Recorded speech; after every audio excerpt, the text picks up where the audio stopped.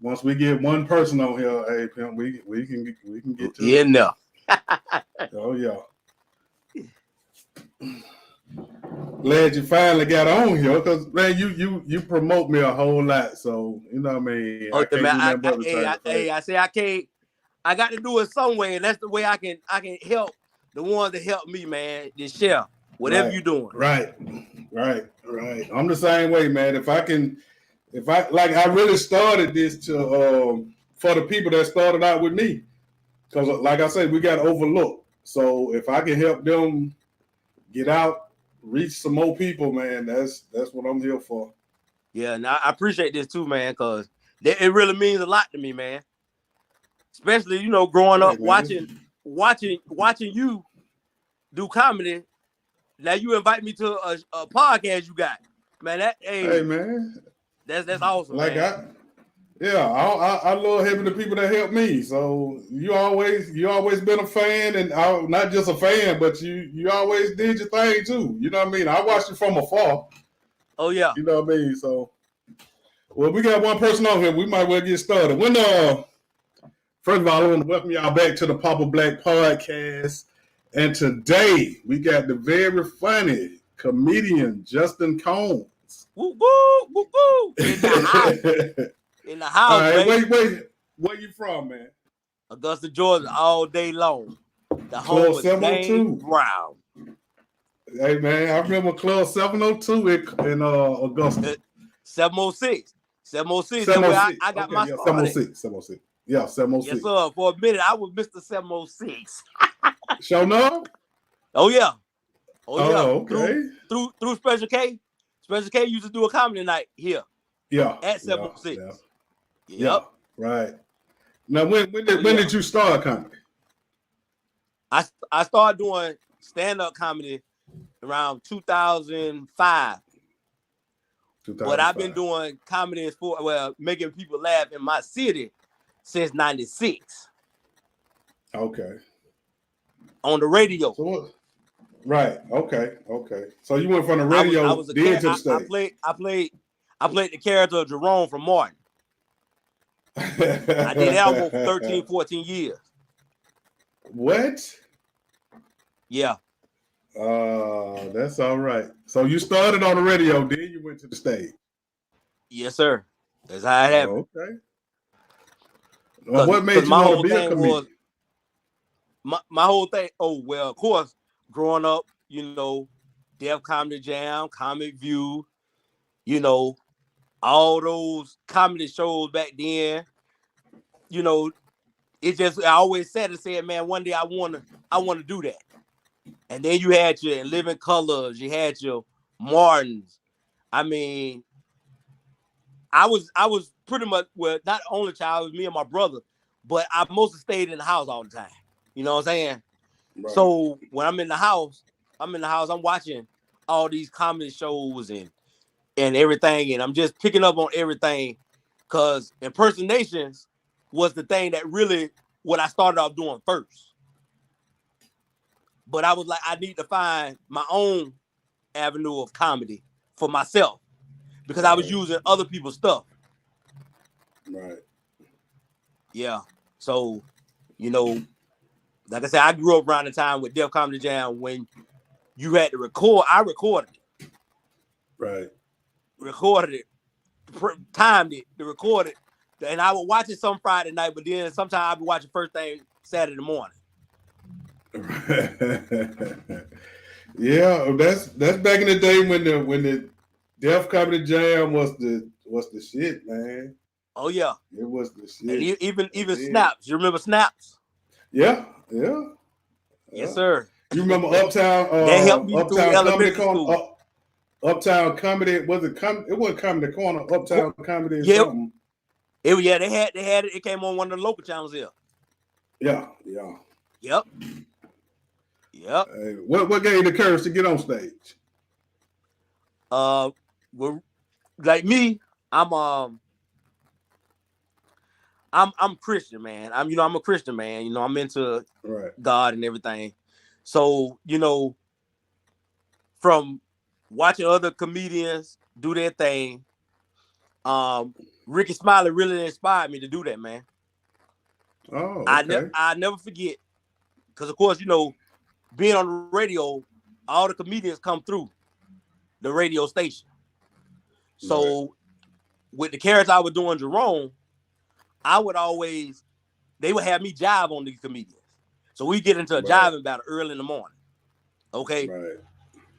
So the one morning I jived with Ricky, and he was like, after we got off the air and everything, he told Minnesota Fats, thanks Minnesota Fats and Cher, because without them, man, your boy wouldn't be comedian. You know what I'm saying? But Right. anyway, Right. he told them, hey man, make sure this guy gets to my show, because this might be something he want to do. You know what I'm saying? So he had me come to the show. I hung out with him. He talked to me about different things about comedy, and I was able to watch him. And Sir Walt was on the show with him. Sir Walt. Yeah, he was on the show with him that night. And Right. that was it right there. I mean, and just gave me the courage to say, hey, go ahead and try it. Well, how did you prepare for your first time? When the first time, like I say, I did impersonations. It was a talent show we had here at the Bell Auditorium. Right. And Ricky Smiley was the host of it. So I just did my normal, the characters I knew. Those were the ones that I did. You know what I'm saying? And it went real good. How many characters did you have? I know you said you Still did there? Jerome on Martin. Yeah, I did Jerome from Martin. Okay, was that the only character you had, or did you have some more? No, I did. I used to do. I did Forrest Gump. I did, of course, Ricky Smiley, Lil Darryl, and I did Burning Mac. How did he react when you did Lil Darryl? Oh, when I did it, he told me then, but at the time, he was just, he really liked it. He was like, man, hey, look, man, if you want that character, go ahead, you can have it. He said, I'm tired of doing it. You know what I'm saying? At the time, Right. you know what I'm saying? Yeah. But he enjoyed it. Yeah, he enjoyed it. Sir Walt gave him Lil Darryl. Oh yes, I didn't know that. Yeah, Sir Walt actually wrote that, and he gave it to him. Yeah. Because I remember the first time he did it at 559, and when he came and he did that Lil Darryl, man, he tore 559 apart. Yeah. He destroyed 559 when he did Lil Darryl. Yeah, I like I say, I remember, of course, the first time I ever saw it was on Comic View, when he did Comic View. Right. And man, when he did it on Comic View, the next day in school, oh man, people going crazy. That's all you heard. Yeah. My name Lil Darryl. My name Lil Darryl. Yeah. Oh yeah. Yeah.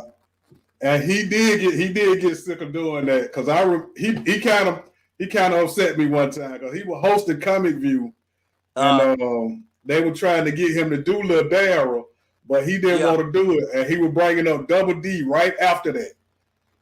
Oh yeah. And he had just snapped on the crowd about asking him to do Lil Darryl, and then he brought Double D right up behind it. I was like, man, how you gonna destroy the atmosphere and then bring my boy up like that, man? Come on. Yeah. But they did used to wear him out with it. Hey, Double D, my boy too now. Oh yeah. Yeah. That's my dog in the game. Yeah, that's my dog. Yeah. Man, I love him to death. I don't interview him too. Oh yeah, and you had all my teachers before me on here. For real. Everybody that came through, man, they have given me some kind of spoke to me on like the game and helped me out in the game. Right. Because I remember Lab Love, he came down one night on one of the nights the Special K had here at 706. And I just asked him one time, I said, what kind of advice he had to give me with comedy. And I never forget, he told me, he said, man, comedy is just like painting a picture. He said, you start off with, your grass, whatever in your picture. And you build from that. And I never forget that. Yeah, Lab Love, man. Yeah. Lab Love, the Keys, Hurricane, Barbara Carlisle, Small Yeah. Fry, Yeah. you know, JJ. Yeah. I mean, Miss Candace that's here in Augusta, she was up there with y'all in Atlanta. Yeah. Miss I Candace remember Rogers. Candace. Yeah, I remember Yeah, Candace. she was the one that helped me sit down and write my first 3 minutes of my first stand-up ever with my own For jokes. real?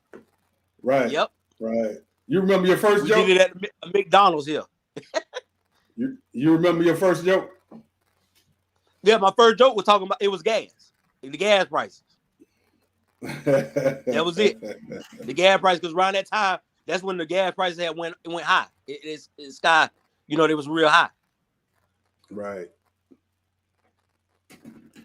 Now I remember. Well, when was it? 2006 when you was on the show with us at the Bell Auditorium Yes, sir. with And Bruce I and appreciate Steve y'all, Brown, because Tyler Craig.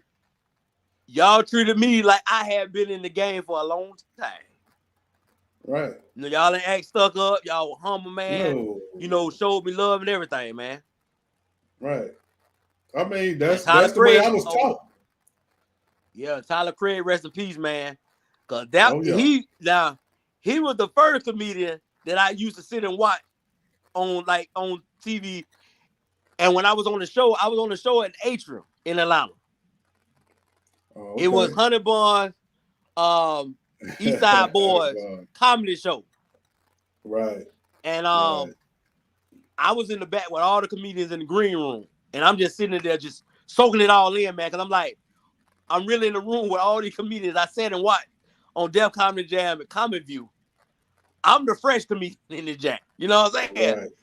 And I never forget Tyler coming up to me after they, you know, he did the set and everything.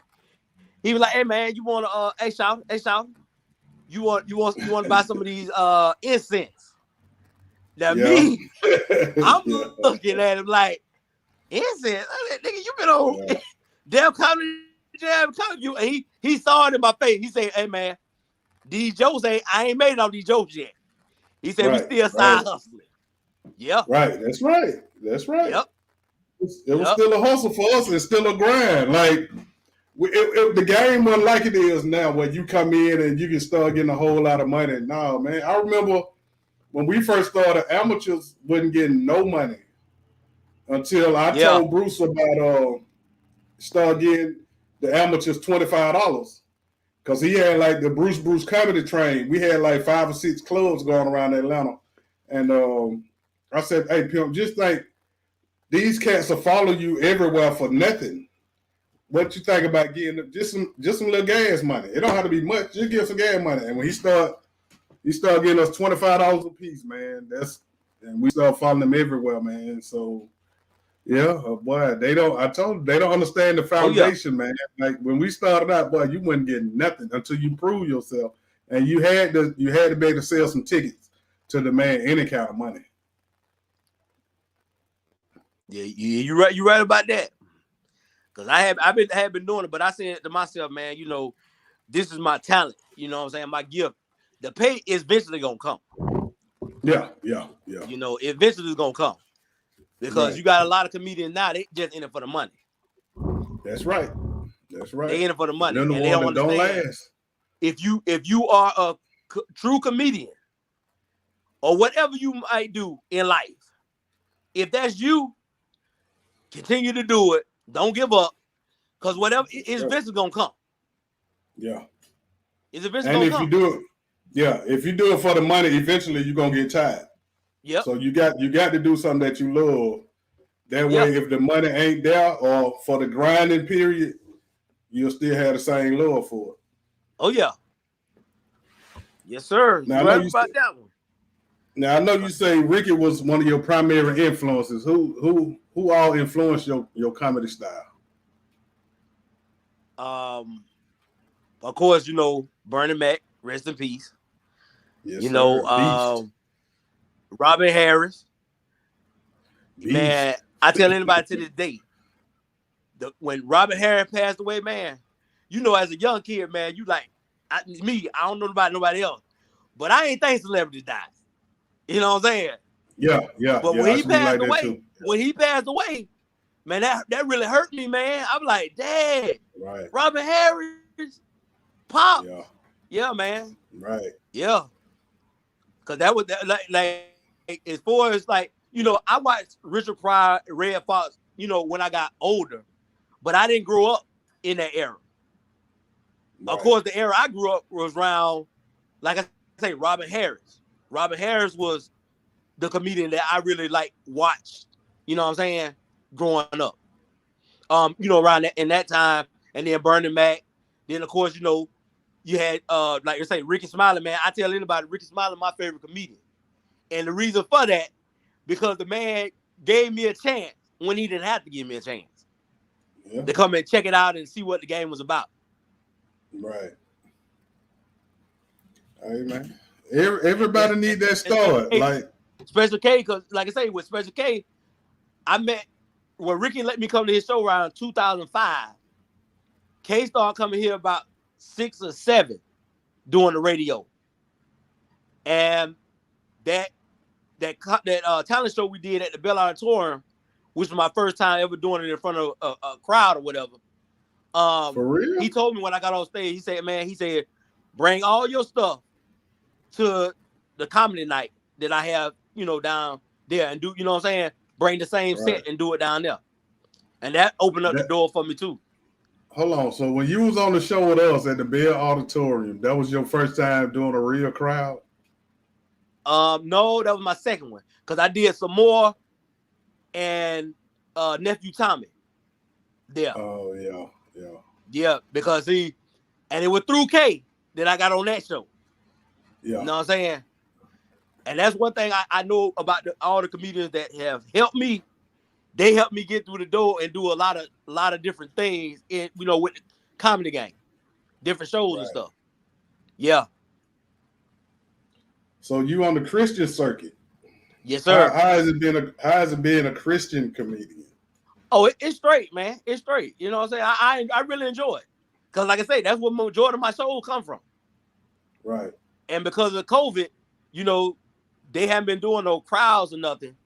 The churches haven't been doing no crowds, so I really haven't haven't had any work. Oh, okay. Yeah. So because the majority of my shows were churches and like family reunions, class reunions, birthdays, like 50th birthdays, 60, stuff like that. Yeah. I think but now I go in a club where they do secular comedy, and I do that clean too. Yeah. And still be funny. Right. Yeah. That's what I'm finna say. Yeah. And just don't tell them that you're a Christian comedian. If you don't tell them you're a Christian comedian and you just be clean, it ain't no different. It's funny. It's funny. It don't matter. It's funny you said that because I don't know if you remember, but Bruce told me that when I was on the show with y'all.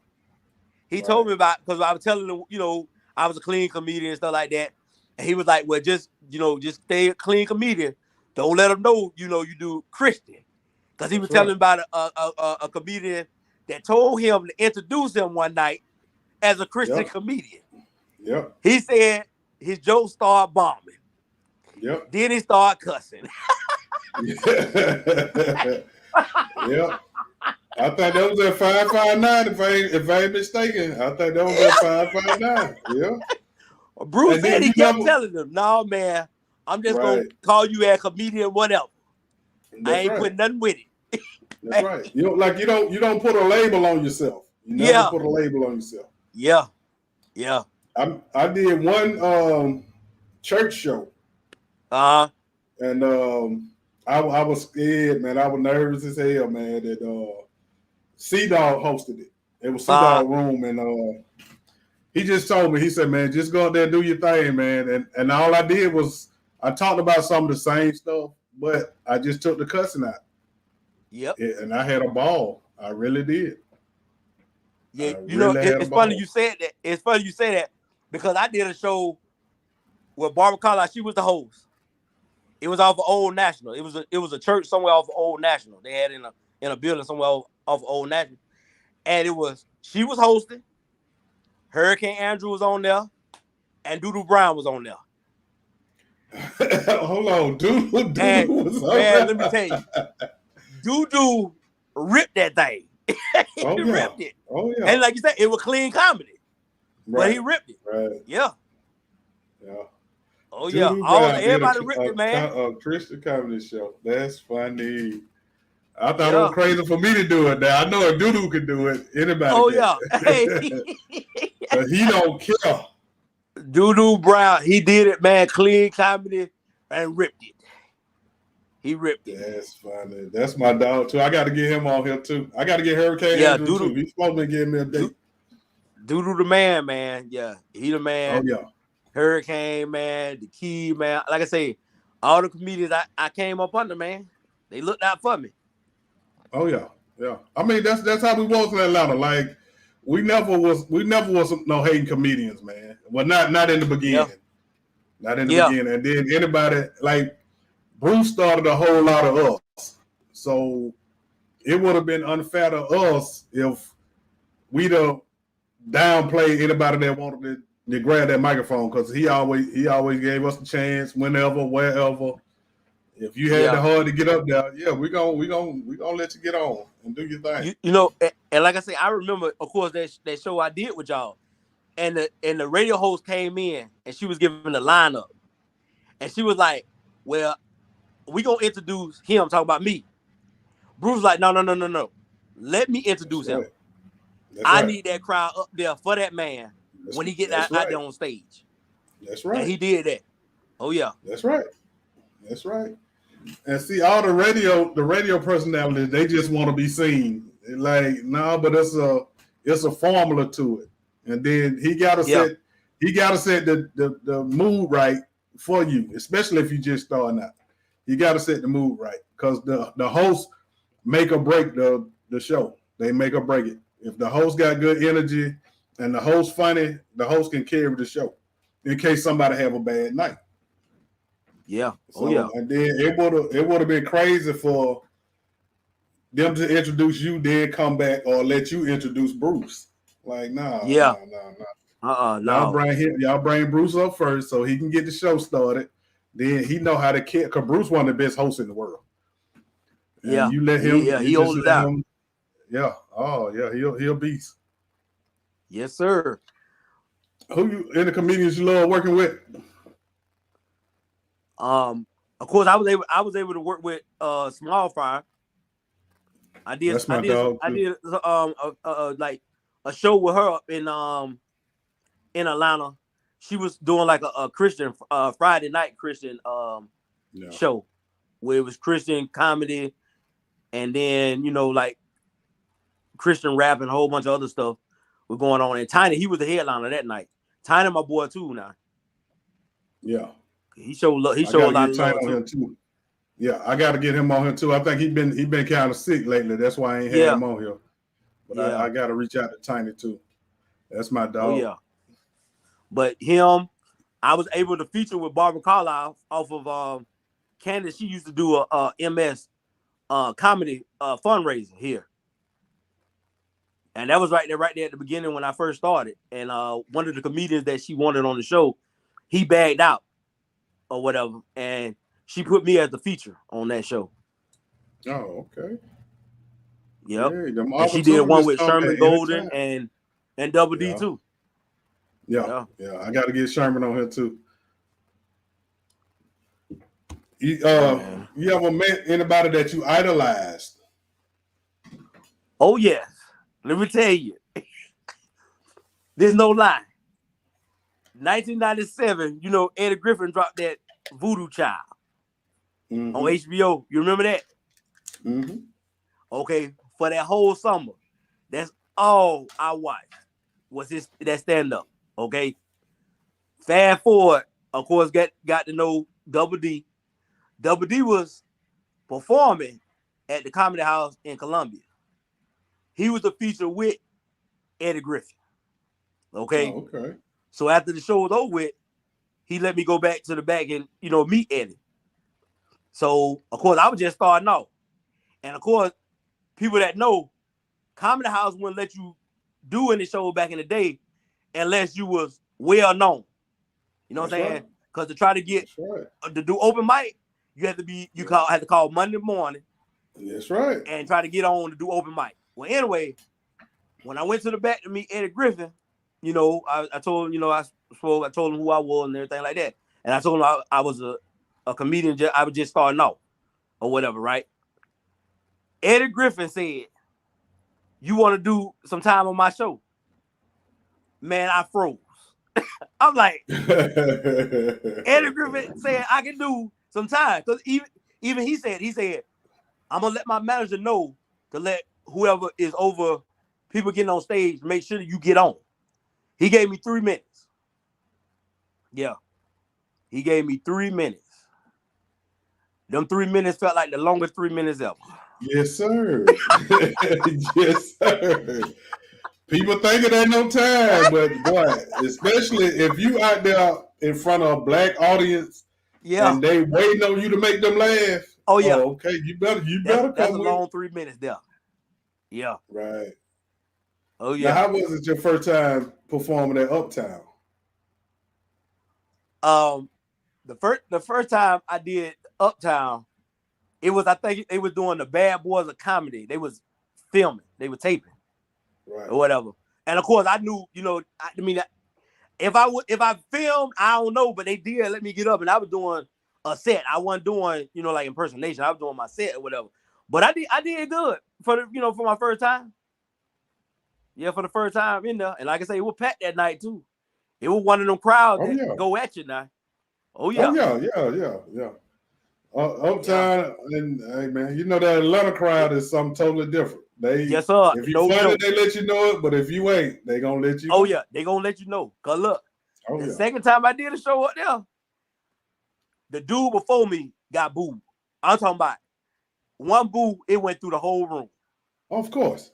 And then the DJ ain't making no better. He did the sound effect of the gun. Said boom like that. Oh yeah, and Lord, Daryl Down was hosting that night because it was K-Dub's birthday roast. That's my dude too. Yeah, it was K-Dub's birthday roast, and of course, you know they do the open mics before everything gets started. You know what I'm saying? So he said, "Well, coming up to the stage next, it was me. It was me." So I'm coming behind a dude that the crowd just ripped him on move. Man, my whole thought was, let me just get up and do my little time and get on through. Right. And I did my little time. I ain't get booed, and I got off. Right. But like you can't show no fear. Yeah, you can't show no fear. If you show fear, they sniff it out, and boy, they will let you have it, Jack. Yes, sir. Yeah, that Atlanta crowd done got a lot of us ready. And once we conquered that Atlanta crowd, we knew we could go anywhere and do anything. Oh yeah, because you just imagine me, I'm doing clean comedy too now. Right. In there. You know what I'm saying? So I'm saying to myself, that ain't do nothing but prepare me for these shows I do in churches. Because you know, church folks, they gonna take it light on you. You know what I'm saying? Yeah. But it prepared me though for to get ready for shows that I was doing, you know what I'm saying, outside of there. Most definitely. Right. Have you ever been booed? No, I never been booed, but it's been nights where I know myself it wasn't a good show. Right. But now Ricky Smiley clowned me though. One show down here, I did.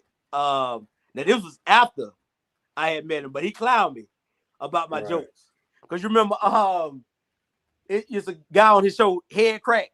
He do jokes. You know what I'm saying? Oh, for real? But the jokes don't be funny.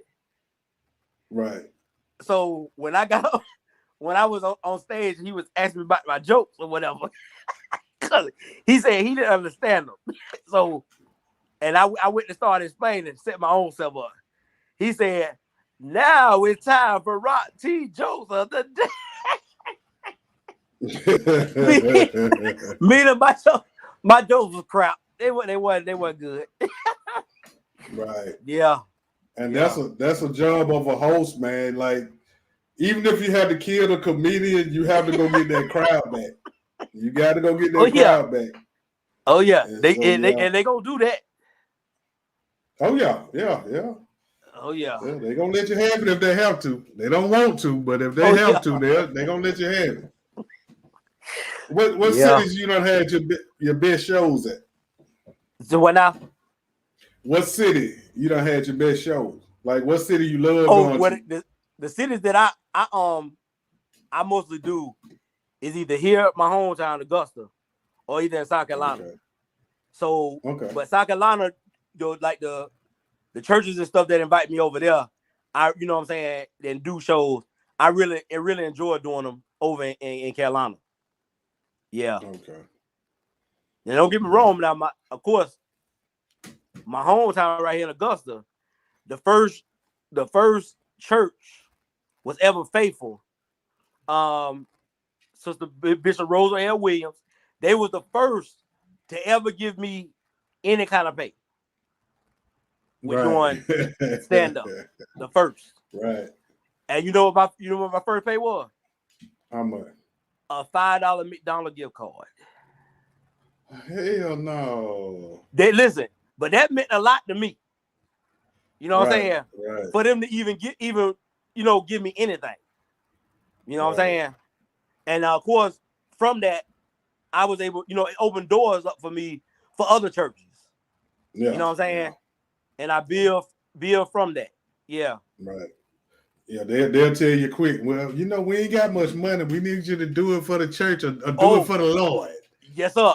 I've had that. I've had it. Man, it's funny you said it because let me tell you, this no lie. It's a church here. I ain't gonna say the name. Okay. I did 3 shows for them. Okay. The one that I did get paid for, I literally had to pretty much have somebody call and talk to them about booking me for this show. Right. Okay. Right. Because it was an outside charity event. Okay. Right. Okay. They gave me what I asked for. Okay. They brought me in like different events they had just to come in just because, like networking and stuff like that or whatever. Right. Right. Wasn't no big pay, but I was grateful for what they gave me. The pastor had a pastor's appreciation. Tickets was $30 to $40. Hold on, wait a minute. The ticket was $30, $40 and they didn't want to give you no money? $30, $40. Listen now. They know I do comedy. They went and got chocolate from LA to come in and do his show. I say, and they had to pay him. They had to pay him. Yes, sir. Yeah, they had to pay him. Yeah. Yes, sir. Yeah. But I mean, hey, that's how it goes sometimes, I guess. Right. I mean, but that's crazy, man. They will put that church on you in a minute, try to make you feel bad. And they be getting all kind of money, man. Yes, sir. Chocolate like, started at the Comedy Act. Yeah. Chocolate started at the Comedy Act in Atlanta. Yeah. And I said, she gonna get her money now. I used to watch her, and of course, out of all the female comedians, Samoa, my favorite female comedian. Yeah, that's a beast. Samoa been a beast for a long time. Yes, sir. Been a beast for a long time. Yes, sir. I remember she hosted Comic View. I remember she started out hosting a male strip show. Yeah. Yeah, she used to help male strippers. Yeah. So Samoa been around. It'll be almost 30 years for me. So Samoa been around about 35 years, I know. She been getting it for a long time. Yeah, that's a long time there now. Oh yeah. Right. The OGs. What's the hardest? Yeah. Her, Small Fry, Chocolate, Adele Givens, Monique. Like, man, they've been doing it for a long time. Pimp. Oh yeah. What's the hardest sacrifice you ever had to make for comedy? Well, to be honest, the sacrifice I had to make was get a job and stop doing comedy that had benefits. Right. Because when I was working the job where manager or whoever is cool with you, they let you off to go and do whatever it is that you need to do, because they knew I did comedy. So when I would have a show or something to do, like in Atlanta or wherever, they would let me off and go do it. Well, of course, I had to sacrifice because I had a daughter. You know what I'm saying? Oh yeah. And I had to get out of that because I wasn't making money in that. Right. And I didn't have no benefits in it. Right. So I had to sacrifice to do that, like to leave what I love doing, so I can go and, start a career where I was, with benefits, and I could take care of myself and take care of my family. Right. And once the kids come involved, man, hey, yeah, you got to do whatever it takes. Oh yeah. Let me ask you this: Did you have a lady back then? Because women don't usually go for it either. My daughter's mother. Yeah. Okay. Yeah, she was rode me sometimes to some shows, or if not, what I'm saying, she was supportive of what I was doing. Okay. Yeah. Yeah. You gotta have that support, because boy, women will make you feel bad if they don't believe in what you're doing. Oh yeah. For sure. They'll make you feel bad. Now, if you wasn't a comedian, what job would you have? If I wasn't a comedian, what would I be doing?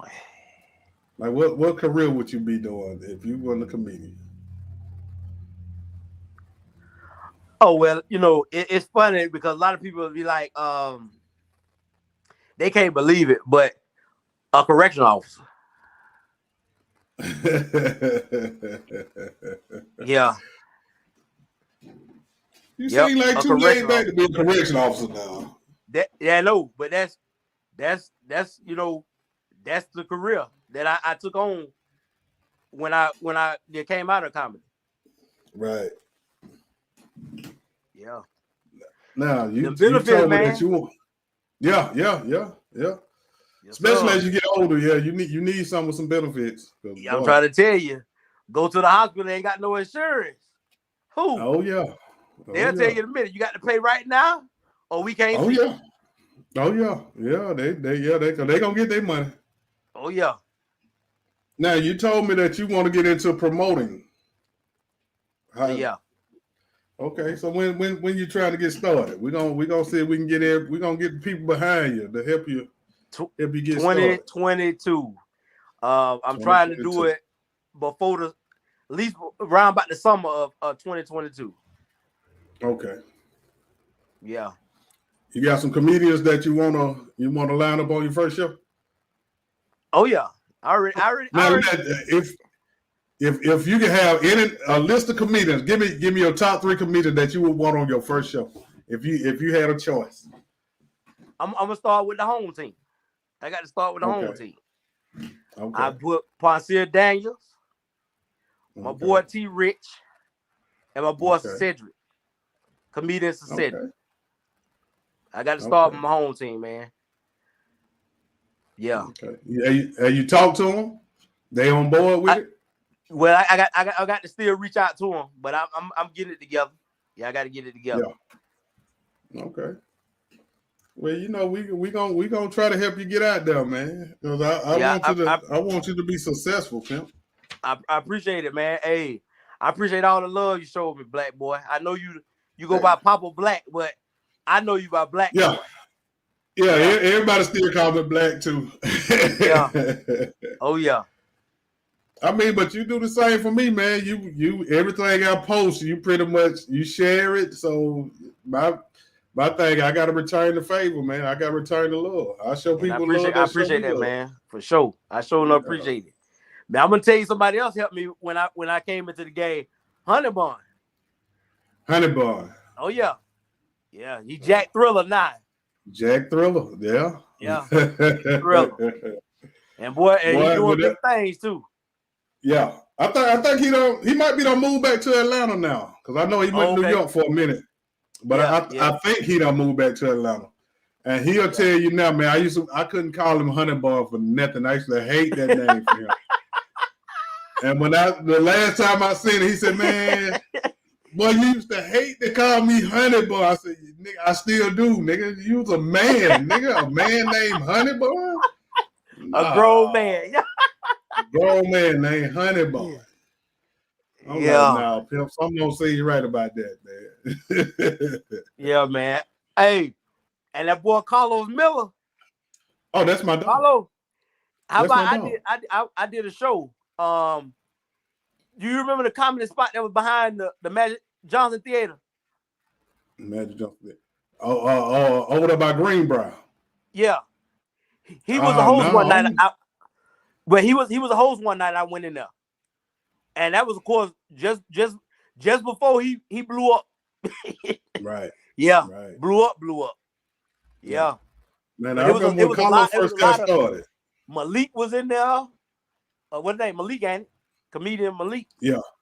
Yeah. He was on that show. It was another guy that does stuff with Tyler Perry now. He was on there. Brown skin dude. I can't think his name. Clay English. It might have been him. Yeah, it might have been him. Yeah. But yeah. Carlos was the host that night. I'd never forget that. Man, I had fun. I came in the game when, yeah, it was fun, man. Really. It was everybody showed love and everything, man. Right. Now let me ask you this. How you feel about the social media, what it done did to comedy? Well, me personally, it's like I say, it's the time for this. It's the era. Right. You know what I'm saying? And I'm not knocking them at all. Because if it wasn't for social media, 2020, when we hit that pandemic, we wouldn't have been able to do like those shows online, like a lot of comedians was able to do. It made you get creative. It made you had to get creative. Yeah. Yeah. And a lot of the comedians, I know for a fact, a lot of the comedians that went for that social media became a social media, like what they call them, in 2020. Right. Yeah. Right. Because you had to keep your name going, because we didn't know when it might end. That's right. That's right. Yeah. And it don't look like it's gonna end no time soon. I mean, it done got better because we can get back out, but it's still hidden, man. It ain't going nowhere. It is. Yeah. It's gonna be like the flu. It ain't going nowhere. Yeah. It is. They just gonna stop talking about it, man. Just try to stay as safe as possible. That's it. That's all I can say. Yeah. And we got people losing their life, man. There's so many people losing their life right now. It's crazy, man. So you got any way that people can get in touch with you? Oh yeah, I'm what's your tag? I'm comedian Justin Combs on Facebook, J Combs the comic on Instagram, and I don't really do Twitter like that. So right. Yeah. And then anybody told you look like Big Sal, you put me in the mind of Big Sal. You know Big Sal? You were from where? Which one? From Atlanta. No. Yeah, you put me in the mind of Big Sal. Them ATL days, man. Back in the day. Man, I would tell them, man, it was just spots, when we came from Augusta, we gonna hit when we get there. Oh yeah. And the underground. Oh yeah. Man, the funk shop. Yeah. Man, that was a party on the sidewalk right there all day. That was my spot right there. Yeah. And put out all the local comedians that, of course, blew up. You know what I'm saying? Right. Artists, yes. Right. Yes, sir. And some of the best times is after the club closed and the comedian just stand around outside in the parking lot and just be tripping, man. Yep. That's how it was. Time. Every time I came up there, that's how it was, man. Having a good time, man. Hey, I can't forget about Scope Bubble. Oh yeah, rest in peace, Scope Bubble. You understand me? Sir. Yes, sir. But anything big was going on in ATL with comedy, he was there. Oh yeah, man. I remember Scope Bubble first came from Chicago down here. Yeah. He came down here with Dimples. They used to manage Bruce. She brought him down here. Yep. Okay. Yeah. I met him twice when I was up there. I promise to God, Joan. I promise to God, Joan. That was his favorite line. I promise to God, Joan. Hey, do you remember that it was a sports bar over there off of Old National? I forgot the name of it, but they had turned it into a comedy spot. I remember, matter of fact, I came up there one time, 2-hour drive. They were supposed to be doing like auditions. Right. Whoever put it together, they didn't even show up. Hell no. Me and comedians succession from here, we were there. We waited for almost about 2 hours because it was like an audition. Never showed up. Whoever put it together, they never showed up. That's crazy, man. I remember I used to host backstage over there off Garber Road on Old National. Yeah. That's where I first met Carlos at when he was a new jack. He was a new jack in the game. I still got some pictures from all them when he had the low haircut. He was fresh. He was fresh in the game. Yeah. But I knew when I first saw Carlos that he was gonna be a major. He was gonna be something major. And he always remained humble. He's still humble to this day. Yeah. And I told him that's one of the things I love about it. Because I told him he kind of remind me of me. You know what I mean? Like he's real and he very humble. And I'm like, look, Pimp, don't ever lose that.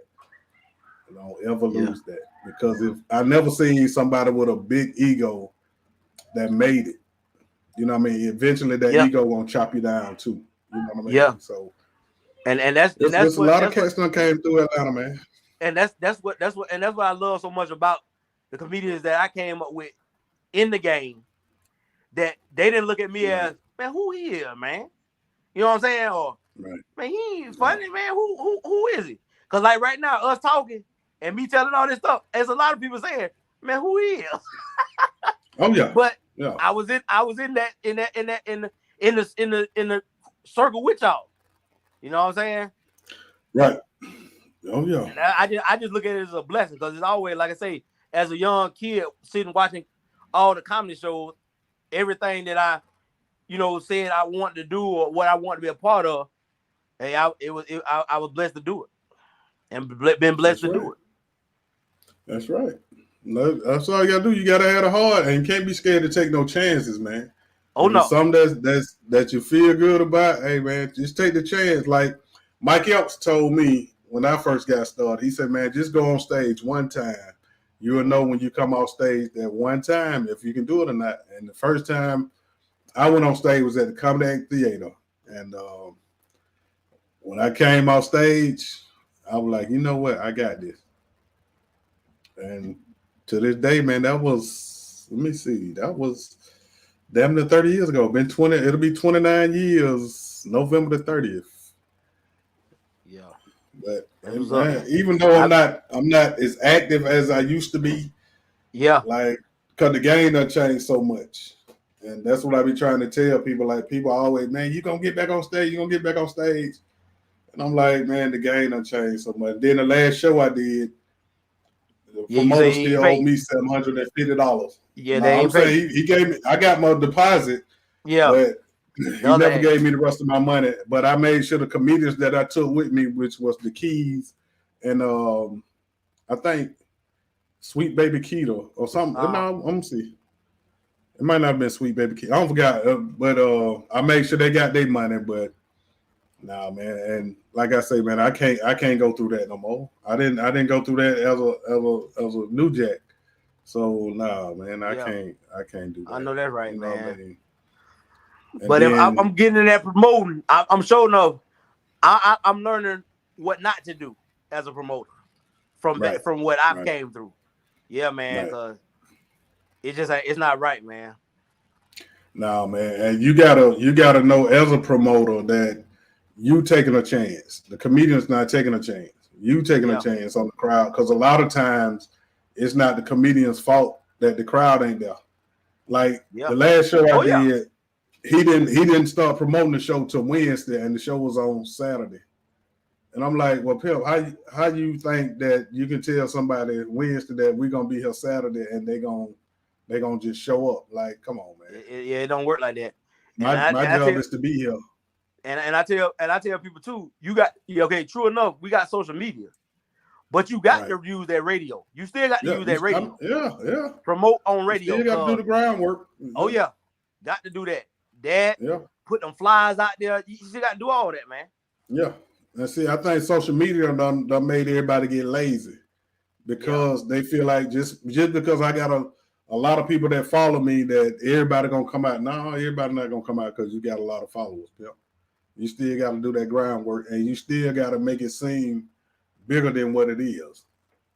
Oh yeah. You know what I mean? Like, especially when you're dealing with black people like to feel like they're a part of something that's successful.